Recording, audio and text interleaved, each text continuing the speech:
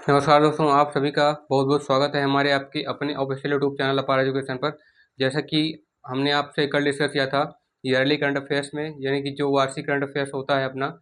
वार्षिक समसामयिकी होती है 2024 से 25 के बीच, जो कि यूनियन बजट हमारा यानी कि टॉपिक चल रहा था, जिसे बोला जाता है संघ राष्ट्र या संघ में जो केंद्र में जो खर्च आता है, राष्ट्र में जो खर्च आता है, उस पर बात चल रही थी। उस करंट अफेयर्स में जो हमारा यूनियन बजट टॉपिक था, यूनियन बजट में हमने कल जाना था कि यूनियन बजट होता क्या है, यानी कि संघ जो राशि है, संघ का जो खर्च है, वो कहाँ कहाँ पे, मतलब किस किस एरिया में ज़्यादा फोकस किया गया था, उस पर हम लोगों ने कल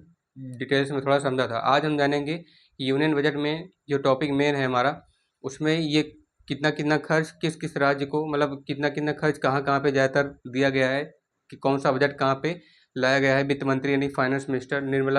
श्रीमती निर्मला सीतारमण जी द्वारा। तो जो कि उन्होंने पार्लियामेंट में 23 जुलाई 2024 को डिस्कस किया था और प्रेजेंट किया था बजट को सबके सामने। तो दोस्तों आइएगा देखते हैं। हमने कल सबसे पहले हमने 9 प्रायोरिटी एरियाज़ पर डिस्कस किया था कि ऐसे 9 महत्वपूर्ण क्षेत्र भारत के जहाँ पे बजट जो है रखा जाएगा, लेकिन कितना बजट कहाँ पे रखा जाएगा वो जो है हमने कल नहीं डिस्कस किया था, तो आज डिस्कस करने वाले हैं। तो बजट एस्टिमेट में देखिएगा, जो टॉपिक हमारा है यूनियन बजट 2024 से 25 के बीच का, हमने आपको बताया था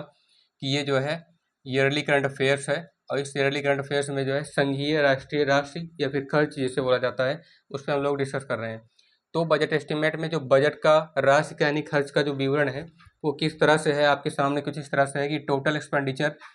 total receipts other than borrowings, यानी कि जो कर्ज लिए हैं कर्जदारों या कर्ज लेने वालों की अपेक्षाकृत अधिक टोटल रिसिप्ट, यानी कि प्राप्ति, जो संपूर्ण प्राप्ति हुई है, जिन्होंने लोगों ने कर्ज लिया है, कर्ज लेने वालों में जो है, कर्जदारों में कर्ज लेने वालों में संपूर्ण प्राप्त, उससे भी अधिक संपूर्ण प्राप्ति, कर्ज लिए जाने वालों में से सबसे अधिक संपूर्ण प्राप्ति वाले जो क्षेत्र हैं, उसमें 32 लाख यानी कि 32.07 लाख करोड़, 32 लाख और 7,000 करोड़ रुपए जो है दिए गए हैं जितने भी लोग कर्जदार होते हैं, जो ज़्यादा लोन लेते हैं, यानी कि लोन लेने वालों के लिए, कर्ज लेने वालों के लिए, और उससे भी ज़्यादा लोग जो प्राप्त किए हैं लोन को भरपाई कर दिए हैं, उस क्षेत्र में 32,07,000 करोड़ रुपए दिए गए हैं। और उसके बाद दूसरा है टोटल एक्सपेंडिचर, जो संपूर्ण विवरण है बजट का, वो कितने का है। बजट का जो संपूर्ण विवरण है इस क्षेत्र में, वो है 48.2 लाख यानी 48.2 लाख करोड़, 48.21 लाख करोड़ का बजट है, टोटल विवरण है इसका जो है। उसके बाद नेट टैक्स रिसिप्ट, मतलब इसका जो कुल टैक्स रिसिप्ट है, टैक्स प्राप्ति है, कर प्राप्ति है, वो कितना है 25.83 लाख करोड़, यानी कि जो टैक्स इन लोगों ने दिया है, मतलब जो टैक्स कर्जदारों के लिए या कर्ज लेने वालों के लिए, उससे ज़्यादातर लोग जो रिसिप्ट प्राप्त कर लिए हैं, उनके लिए 32 लाख करोड़ था, 32.07 लाख करोड़ था। उसके बाद एक्सपेंडिचर निकाला गया टोटल, तो 48.2 लाख करोड़ आया, लेकिन जब नेट टैक्स रिसिप्ट की बात आई, तो इसमें 25.83 लाख करोड़ रुपए इसका टैक्स का जो है निकल रहा है, कितना 25.3 लाख करोड़ रुपए केवल नेट टैक्स का। उसके बाद फिजिकल जो है डिफिसिट, ये जीडीपी पे आधारित होता है, यानी कि अपने देश की जितनी जीडीपी होती है उसका परसेंट में होता है। तो ये फिजिकल जो डिफिसिट है, वो 4.9% ऑफ जीडीपी, अपने भारत की जो जीडीपी है वो माना जाता है कि 4.1 ट्रिलियन डॉलर के लगभग है, 4.1 ट्रिलियन अमेरिकी डॉलर, इसमें डॉलर ऐसा बना देते हैं। तो ये भारत की जीडीपी है, तो इतनी जीडीपी में से जो है इसका 4.9% जो है फिजिकल डिफिसिट निकाला गया है,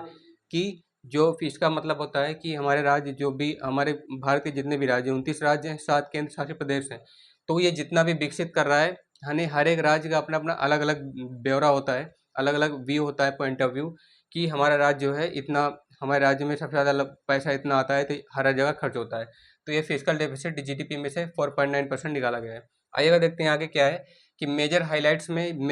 यानी कि मुख्य सबसे ज़्यादा जिनकी चर्चा की गई है, यानी महत्वपूर्ण चर्चित बिंदु जो हैं, जो जिन्हें सबसे ज़्यादा लगभग हर जगह राष्ट्र को दिया गया है, खर्च को, बजट को बांटा गया है, उन पे हम डिस्कस कर रहे हैं। कि देखिएगा पहला जो पॉइंट है, अलोकेशन अलोकेशन ऑफ,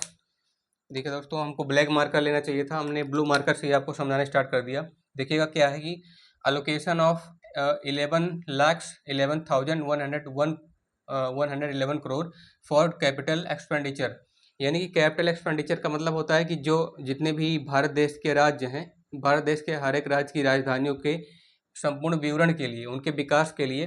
राज्यों की राजधानियों के विवरण विकास के लिए 11,11,111 करोड़ रुपए वितरित हुए हैं। आप समझ सकते हैं कितनी मोटी रकम है ये, कितनी मतलब सबसे ज़्यादा राशि जो है भारत के हर एक राज्य की राजधानियों के लिए दिया गया है। उनके विकास के लिए कितना दिया गया है? 11,11,111 करोड़ रुपए एलोकेट किए गए हैं, उनके वितरित किए गए हैं। तो ये मतलब पैसे आए हैं, लेकिन हर एक राज्य के अनुसार जितनी उनको ज़रूरत हो रही है, जितना कि उनके गवर्नर ने हर एक राज्य के जो राज्यपाल होते हैं उनके लिए अलाउ किया गया है। तो हर एक में इतने में से सबको 11,11,111 करोड़ में से हर एक राज्य को उनकी राजधानियों को वितरित किया जाएगा, डिवाइड किया जाएगा। दूसरा क्या है? A record allocation of over than 2.55 lakh crore for railways, यानी कि रेलवे के लिए, जो रेलवे विभाग है, रेलवे के लिए क्या है? 2.55 लाख करोड़, यानी कि लगभग 2.5 लाख करोड़ के आसपास की जो राशि है उससे भी ज़्यादा का रिकॉर्ड दिया गया है रेलवे डिपार्टमेंट, रेलवे विभाग के लिए। तो इसके बाद क्या है कि रेलवे डिपार्टमेंट के बाद ये है कि allocation of 6.2 lakh crore for defence sector. रक्षा विभाग जो है हमारा, जो डिफेंस सेक्टर है, उसके लिए भी क्या किया गया है कि 6.21 लाख करोड़ रुपीज़ इतने की जो राशि है वो अलोकेट की गई है। वो जो बताई गई है, दिखाई गई है किसके द्वारा? हमारे फाइनेंस मिनिस्टर निर्मला सीतारमण जी के द्वारा। उसके बाद क्या है? India's inflation continues to be low, stable and moving towards the 4% target. Bharat का जो, आपको बता दें, जो जीडीपी भी है इस टाइम पे सबसे ज़्यादा डेवलप कर रही है। पहले तो लगभग 1 या 2 ट्रिलियन डॉलर थी, लेकिन जब से जो है इंफ्रास्ट्रक्चर पे, जब से हर एक चीज़ के साइंस एंड टेक्नोलॉजी पे, हमारे एजुकेशन सेक्टर पे, और जितने स्पेस से रिलेटेड कुछ काम हो रहे हैं, है ना, कुछ स्वास्थ्य से रिलेटेड, हेल्थ से रिलेटेड काम हो रहे हैं, तो उस पर भी ज़्यादा फोकस किया जाने लगा। तब से हमारी जो जीडीपी है उसमें उछाल आया, कंटिन्यू ग्रो करती गई। पहले 1.1 ट्रिलियन डॉलर थी, उसके बाद यहाँ पहुँची 2 ट्रिलियन डॉलर, उसके बाद यहाँ पहुँची तो डेट 4.1 ट्रिलियन डॉलर हो गई। अब आगे ऐसे बढ़ने का अनुमान है कि जीडीपी आगे बढ़ती जाएगी। तो देखिएगा कि अब इंडिया का जो इन्फ्लेशन है, भारत की जो संरचना है ना, भारत का जो आधार है किसका? पैसे का, यानी कि आय का जो स्रोत है वो क्या है कि कंटिन्यू, कभी कभी लगातार गिरता है, स्टेबल होता है, बैलेंस होता है, मूविंग टूवर्ड्स 4% टारगेट। टारगेट का जो 4% है उसके इर्द गिर्द, यानी कि उसके दोनों ओर क्या करता है? मूव करता है, चलता रहता है। तो prime minister package of 5 schemes initiatives with an outlay of 2 lakh crore to facilitate employment skilling to other opportunities for 1 lakh, यानी for 1 crore youth in 5 years. इसके कहने का मतलब है कि जो प्रधानमंत्री मोदी जी के, यानी कि प्रधानमंत्री पैकेज से संबंधित 5 जो स्कीम आती हैं, 5 स्कीम में से जो प्रधानमंत्री की सबसे ज़्यादा इंपॉर्टेंट स्कीम है, प्रधानमंत्री का जो पैकेज है, और इनिशिएटिव्स विथ एन आउटले का जो इनिशिएटिव है, उनका जो अपना आउटपुट निकलता है ना, जो जैसे हम कोई भी चीज़ अब काम करते हैं तो उसका आउटपुट कुछ ना कुछ हमको बेनिफिट मिले, या कुछ ना कुछ हमें उससे सीखने को मिले, तो उससे गवर्नमेंट 5 स्कीम्स में से गवर्नमेंट के पैकेज से कोई एक इनिशिएटिव जो अभी आरंभ हुआ है, जो अभी स्टार्ट हुआ है हाल ही में, तो स्टार्ट होने वाले गवर्नमेंट की 5 स्कीम में से कोई भी स्कीम जो है जिसमें से 2 लाख करोड़ रुपए फैसिलिटेट उनको प्रोवाइड किए जा रहे हैं, उनके लिए फैसिलिटी की जा रही है 2 लाख करोड़ रुपए की एम्प्लॉयमेंट, कर्मचारिता पे, स्किलिंग पे और अदर अपॉर्चुनिटी। यानी प्रधानमंत्री, पूरे पूरे पॉइंट का कहने का यह मतलब है कि हमारे प्रधानमंत्री मोदी जी द्वारा लागू की गई सभी योजनाओं में से 5 योजनाओं में जितनी भी वो योजनाएं को एम्प्लॉयमेंट से, स्किलिंग से और अदर अपॉर्चुनिटीज से रिलेटेड है। गवर्नमेंट तो वैसे हर एक योजना लागू करती है, लेकिन कुछ सभी योजनाओं को मिला करके कुछ ऐसी योजनाएं, 5 स्कीम्स ले लीजिए जिसमें कर्मचारिता पे बात की गई हो, स्किलिंग पे यानी योग्यता पे, और दूसरी भी सेवाओं पे, दूसरे भी अवसर की बात की गई हो, जिनमें लगभग 4.1 करोड़ यूथ 5 साल में, यानी 5 साल में जिसमें लगभग 4 करोड़ से भी ज़्यादा युवा शामिल हों, इसका लाभ मिल सके, वो उस पर भी क्या किया गया है? बजट पास किया गया है। तो दोस्तों, उम्मीद करता हूँ कि हम इस वीडियो में दी गई जानकारी आपको बहुत ही ज़्यादा पसंद आई होगी, बहुत ही ज़्यादा आपको रोचक लगी होगी, रोमांचक लगी होगी। तो दोस्तों, आप लोग हमारे वीडियो पर पहली बार हैं, हमारे चैनल पर पहली बार है, तो इसे लाइक शेयर सब्सक्राइब करना ना भूलिएगा। वीडियो को लाइक कीजिए, जितना ज़्यादा हो सके शेयर कीजिए, और कमेंट करके बताइए कि ये वीडियो को आपको कैसी लगी। मिलते हैं आपको नेक्स्ट वीडियो में, तब तक के लिए बहुत बहुत धन्यवाद।